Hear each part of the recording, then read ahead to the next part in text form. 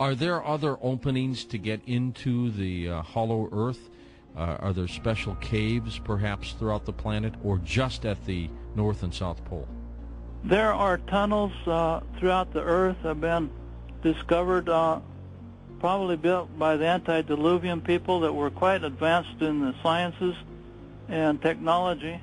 There are caverns that go all the way through the Earth. This entrance to this cavern in Kentucky, which I believe is probably the Mammoth Cave, which I understand they haven't found the end of it.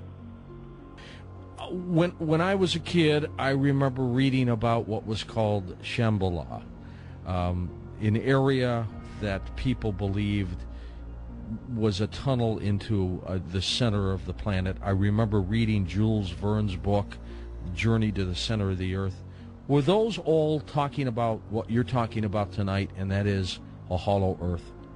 His fictional book, Journey to the Center of the Earth, was about some explorers that descended into an extinct volcano in Iceland, and they went down into the inner world, and they came out into an inner surface where there was an ocean, a continent, and an inner sun giving off light, and plentiful plant and animal life, and they even caught sight of some giant people tending a herd of mammoths. So these are all exactly the same things that Olaf Jensen reported he actually saw. So he must have had some pretty good information. So most of the inner surface is inhabitable. Compared to the outer surface of the Earth, we have 3/4 water instead of 3/4 land. So there's possibly more land inside the planet than there is on the outside. And there's lush vegetation there. The vegetation grows like a paradise. Olaf Jensen remarked that some of the apples that grow on the trees in the earth are as large as your head. And peaches are just humongous. Pears, the grapes were as the size of our oranges.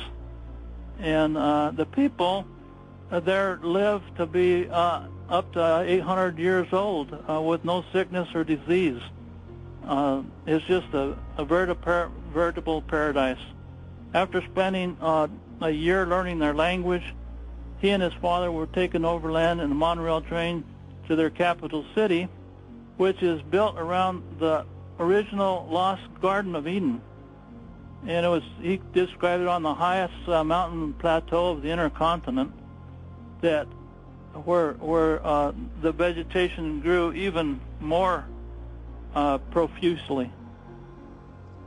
In 1829, a couple of Norwegian people, Olaf Jensen and his father Jens, were fishing up north of Franz Josef Land when they noticed a lead through the ice, and they followed this lead northeast of Franz Josef Land and accidentally found their way through the North Pole opening to the inner Earth.